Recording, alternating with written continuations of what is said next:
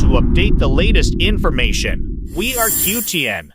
Foreign, the destruction of strategic targets during wars is crucial as the timing and location of such destruction can significantly impact the outcome of a battle.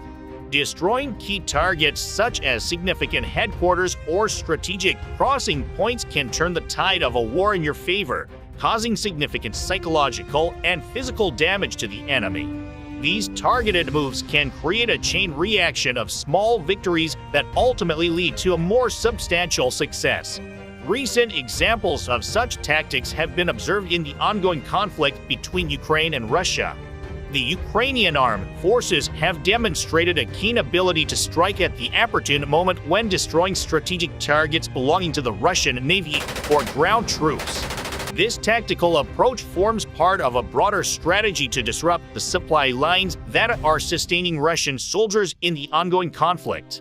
In one such instance, the Ukrainian forces launched attacks on critical bridges spanning the Dnieper River, which is a vital transportation route for the Russian military. Specifically, Ukrainian forces targeted the central passageway connecting the city of Kherson to the southern bank of the river, an area controlled by Russian troops. The Kiev forces also heavily bombarded the Antonovsky Bridge with explosives as part of these targeted attacks. Using HIMARS missiles, the Ukrainian forces successfully targeted and partially destroyed the Antonovsky Bridge overnight, which was a critical supply route for the Russian army. The bridge holds immense strategic significance due to its location and function as one of only two major crossing points over the Dnieper River.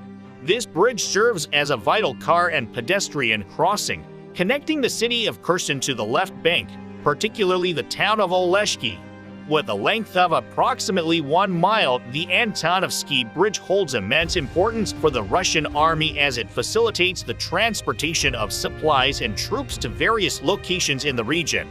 The Antonovsky Bridge holds immense strategic importance because it is one of the primary supply routes for the Russian troops stationed in Kherson and other areas on the opposite bank of the Dnieper River. Furthermore, it serves as the main entrance to Kherson from the south.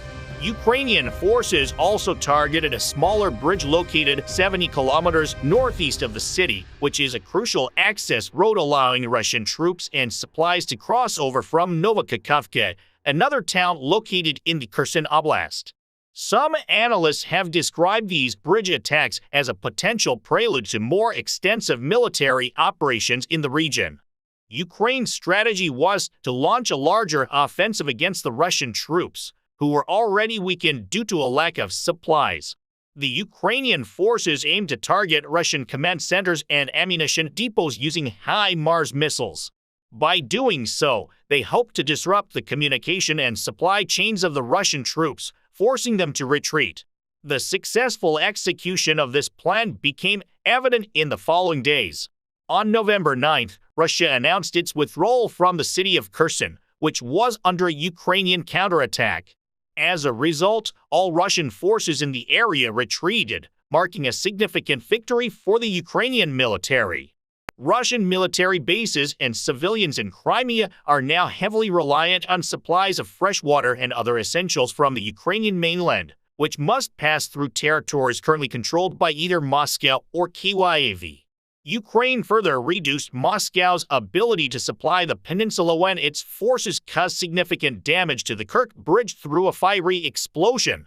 This bridge, which Moscow built in 2016 to connect Crimea directly to Russia, was a critical supply route for the region.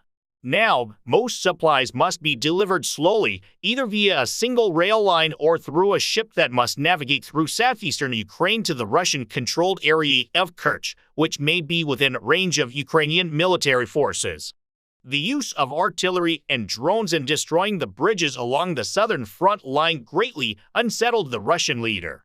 This is because a defeat in this region would make it easier for Ukraine to approach Crimea gradually. As a result, Russian forces dug trenches close to the Crimean border and approximately 64 kilometers behind the front lines in Donbass. Ukraine's recapture of Kherson and the west bank of the Dnieper River had far-reaching implications beyond just liberating the citizens of the city from Russian control. It provided the Kyiv forces with a strategic position from which to launch further offensives against Russian-held territories, potentially leading to significant gains in the region. The new positions gained by Ukrainian forces provided them with the opportunity to harass Russian soldiers and disrupt supplies on highways and railways, which Moscow needed to secure Crimea. These positions also put Ukraine's HIMARS missile system within range of critical Russian targets such as the cities of Melitopol and Tokmak, as well as the rail line that supplies Crimea.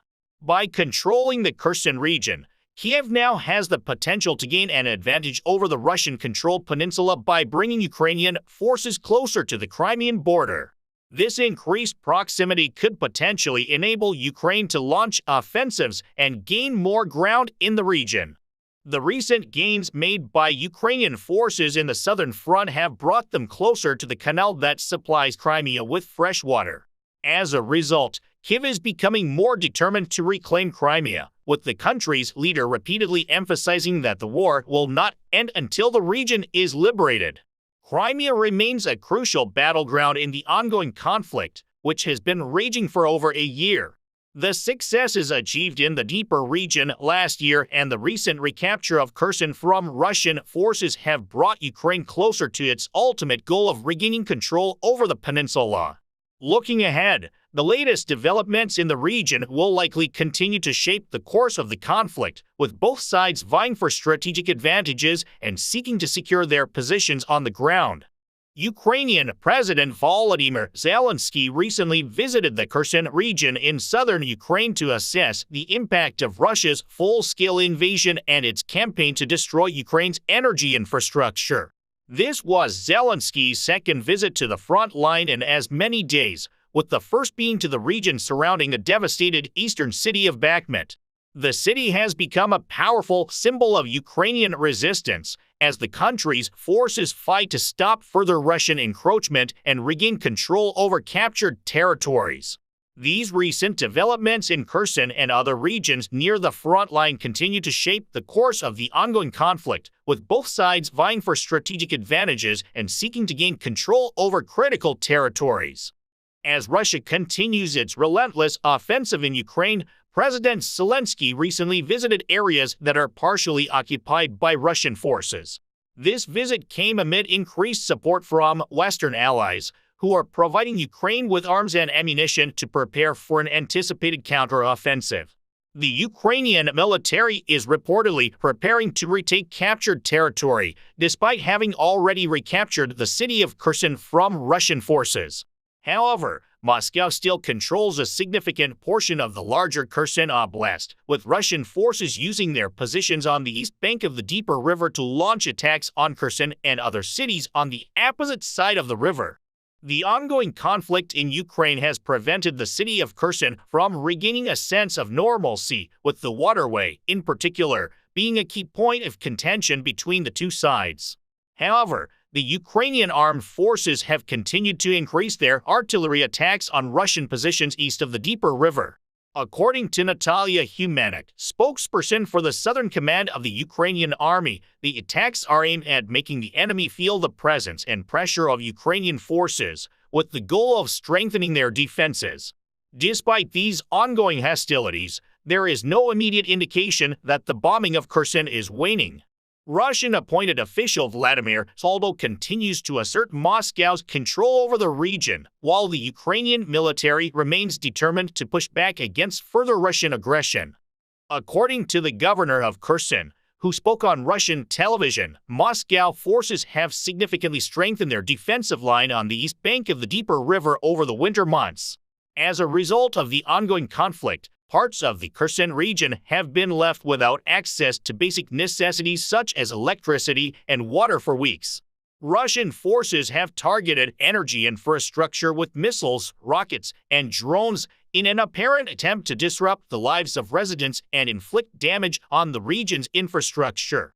Despite these challenges, President Zelensky recently visited the area and stated that the restoration of villages in Kherson is ongoing, and people are slowly returning to the region.